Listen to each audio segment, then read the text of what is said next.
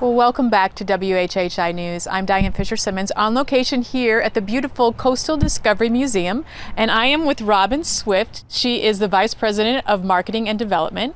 And Robyn, you have such a beautiful place here. And what an afternoon. Yes, it's a gorgeous day. In the middle of our Karen Wertheimer butterfly habitat. I mean, in the butterfly house. How lucky am I? Well, tell us a little bit more about the activities and the events that you offer here. Oh, it's so exciting. You know, the butterfly habitat's important because every child loves a butterfly. So they love coming in here. As we walked in, look how many we saw. So we try to educate them about the host and the nectar plants and how important butterflies are.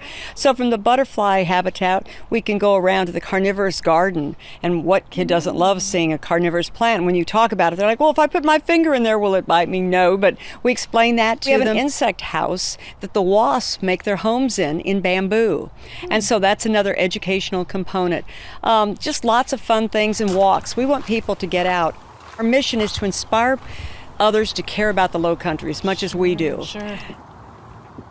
Now, tell me more about the walking trails, too. I understand it's, 69 acres you have here? Yes. And you can do self-guided walks? Yes, exactly.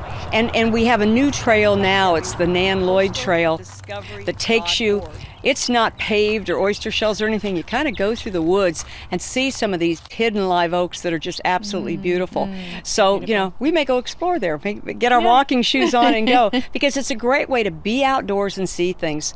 Too many times now, kids are learning with their thumbs and they're not getting outdoors. And now with everything, people just coming out here, let's educate people and let them know what we have here in the Lowcountry. You've got to get out and enjoy the outdoors on this island. Yes, you have to. And what better day can we get than this? Right. As far as indoors, though, what kind of programs do you have? Did I see something about reading with children? Yes, we do that in our amphitheater, which is kind of around the corner here, and we'll walk over there. And it was designed to look like waves coming in. And then there's a seated area. So we read different stories. We don't charge for it. We just invite people to come out and enjoy a story time. So we do that as well. What else can the children do indoors? There's the kids zone? The kids zone is wonderful. There's a mural in there, and half of it is ocean and half of it is marsh. And if you look closely, you pick out the different critters, because not everybody realizes where different things come from. And so they can do that, but there's so many interactive things. In the middle is a wonderful, wonderful display of shells that are all built in, and they can see what's, I call it fall sand, and figure out what's on our beaches. Learn more about it. What's the state shell? Do you know what the state shell is? I do not. It's a lettered olive. Well, there you go. But you can learn about all the different things that are on the beaches so that you're just not walking on the beach. Learn something. What's an egg welt casing? So we just want people to learn more. So there's also interactive puzzles about different things. We've got one set of our horseshoe crabs in there that were born in 2016. And even though they're 6 years old now, they're still tiny. So when you see a big horseshoe crab on the beach, you have a little bit of respect for how old that might be. And then Myrtle the turtle, our terrapin, is in there, and that's a crowd pleaser. Myrtle loves visitors, loves for them to come in. So a lot of interactive things to do in there. So from horseshoe crabs to marsh tacky horses? Marsh tacky horses, yes. Tell me more about that. I'm fascinated. Well, we have Comet, and Comet's our marsh tacky.